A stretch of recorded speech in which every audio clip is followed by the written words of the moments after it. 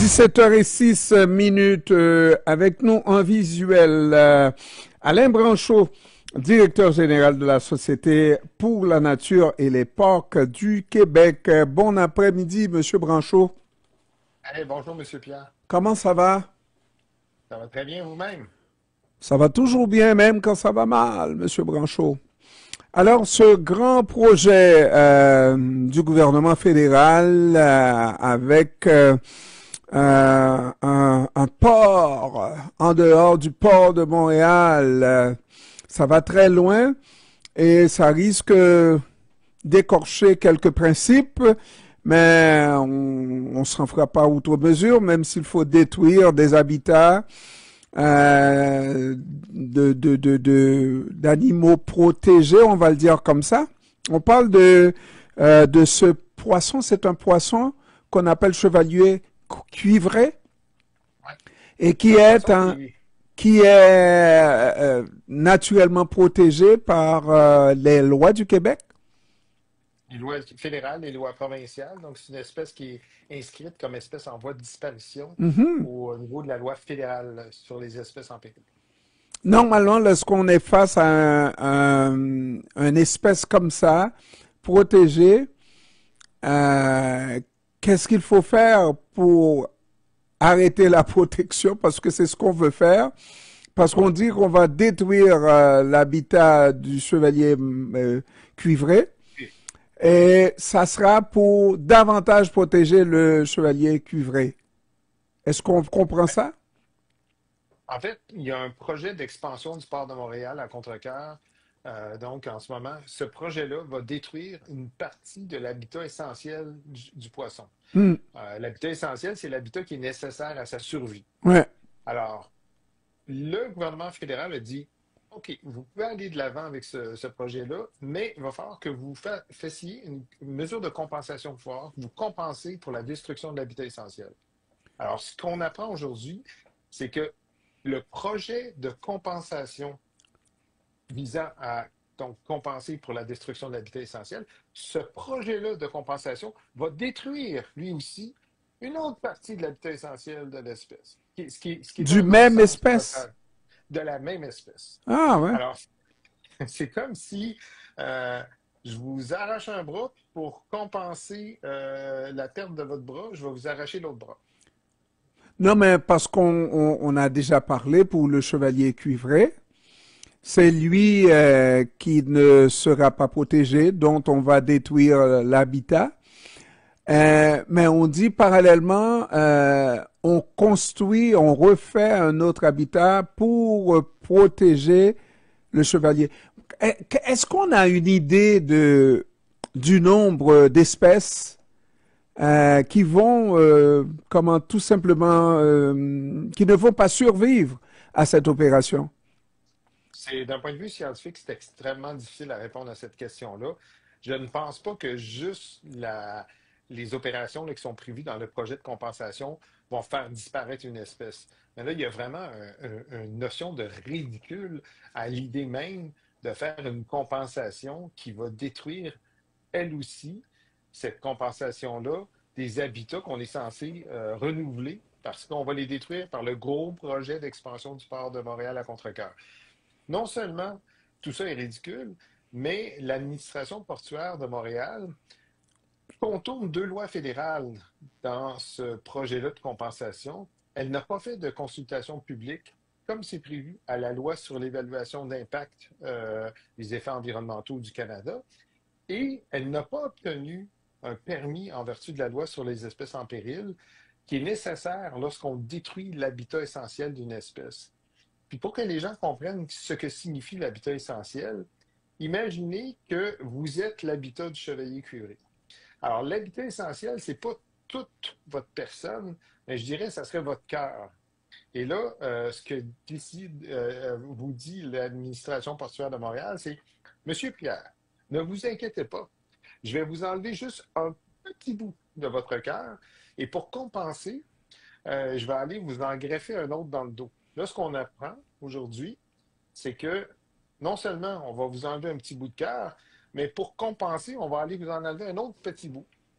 Alors, Ça dépasse l'entendement, cette situation-là, et on demande au gouvernement canadien de se ressaisir et de refaire une consultation en bonne et due forme, et afin de s'assurer que l'administration portuaire de Montréal puisse se conformer aux différentes lois environnementales du pays. Est-ce que vous comprenez qu'il y a une urgence en la demeure, qu'il faut absolument bâcler tout ça pour aller le plus vite possible parce que l'autre port à Contrecœur ne peut pas attendre? Ben, c'est une très bonne question. Et sur cet aspect-là, nous allons bientôt divulguer des informations qui vont montrer que le projet d'expansion du port à Montréal, à Contrecœur, risque de devenir notre deuxième aéroport Mirabel. Euh, Quand on regarde les données de transport de containers à Montréal, on est au même niveau en ce moment qu'on était en 2014, 2015, 2016. Il Hmm. n'y a pas eu d'augmentation.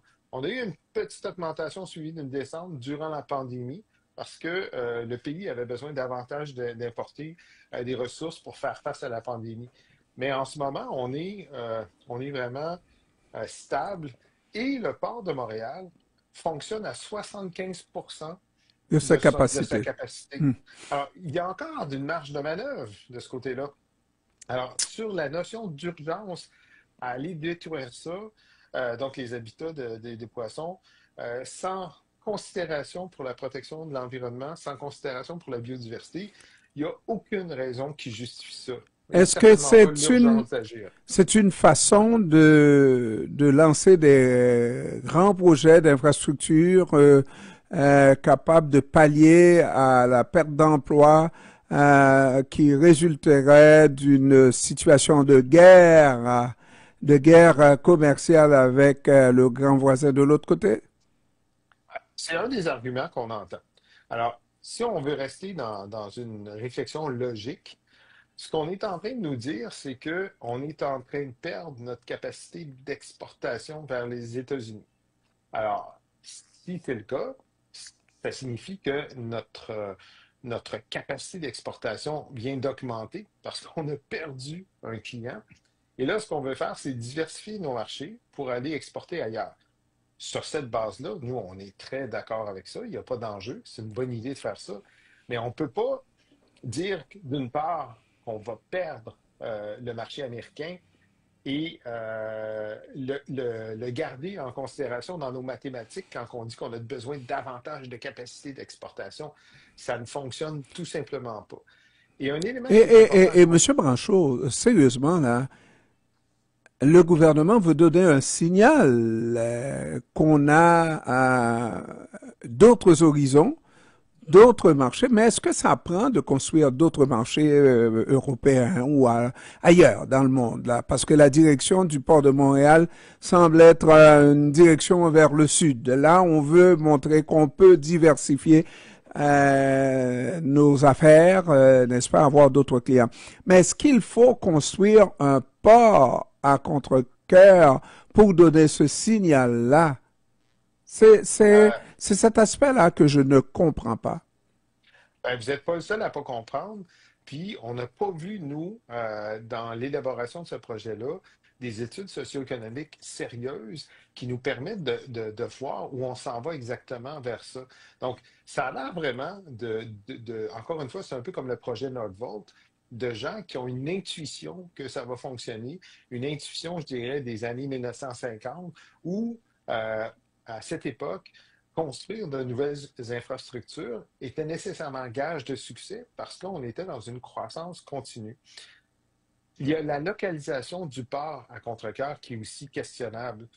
En ce moment, la tendance dans le marché des containers, c'est vraiment d'aller vers des ports en eau profonde parce que les bateaux pour transporter la marchandise d'un continent à l'autre sont de plus en plus gros et ont besoin d'un tirant d'eau plus élevé pour pouvoir passer.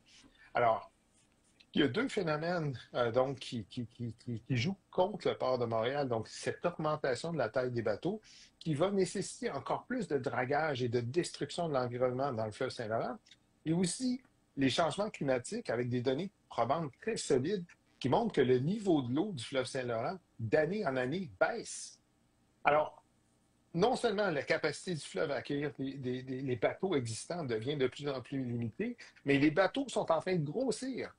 Alors, le port de Montréal a certainement sa place dans l'écosystème, dans le réseau de transport maritime, mais de penser qu'on va en faire un port international qui va compétitionner avec des ports qui sont situés directement sur le bord de l'océan, c'est une chimère. Et ça risque de nous coûter très, très cher et on risque de se retrouver encore une fois avec un aéroport de Mirabel. C'est le spectre de l'aéroport de Mirabel qui nous attend. Alors, il faut qu'il y ait un arrêt à ça. Il faut qu'on écoute la société civile. Il faut qu'on écoute la science. Il faut qu'on ait des chiffres solides pour vraiment aller de l'avant avec ça. Nous, c'est ce qu'on demande, là. Mettez la pédale douce sur ce projet-là.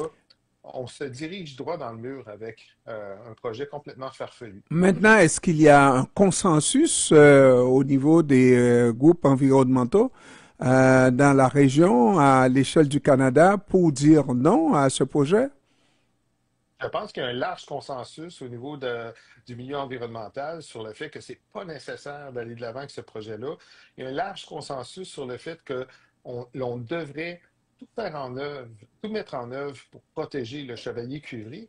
Les gens doivent comprendre, ce poisson-là est unique à la région de Montréal.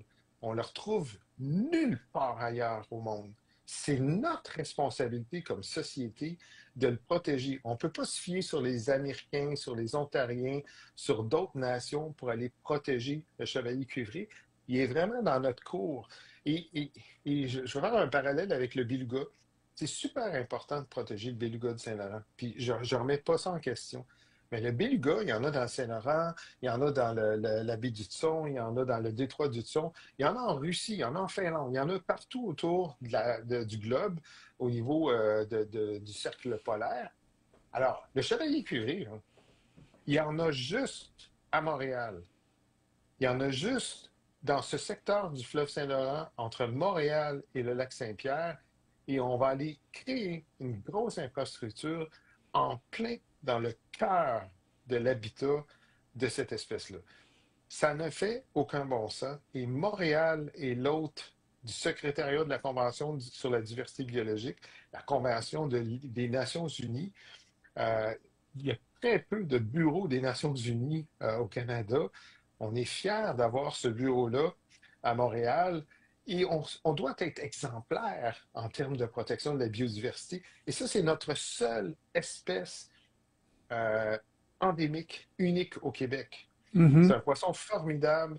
C'est un fin gourmet. Il mange des mollusques. C'est un Québécois type. Il se reproduit entre le 24 juin et le 1er juillet, entre la fête du Québec et la fête du Canada. Il y a plein d'attributs très particuliers qui font que c'est un emblème de la protection de la biodiversité. Il faut absolument tout mettre en œuvre pour le protéger. Alain Branchot, directeur général de la Société pour la nature et les parcs du Québec, je vous remercie d'avoir pris du temps de nous parler cet après-midi, Monsieur Branchot.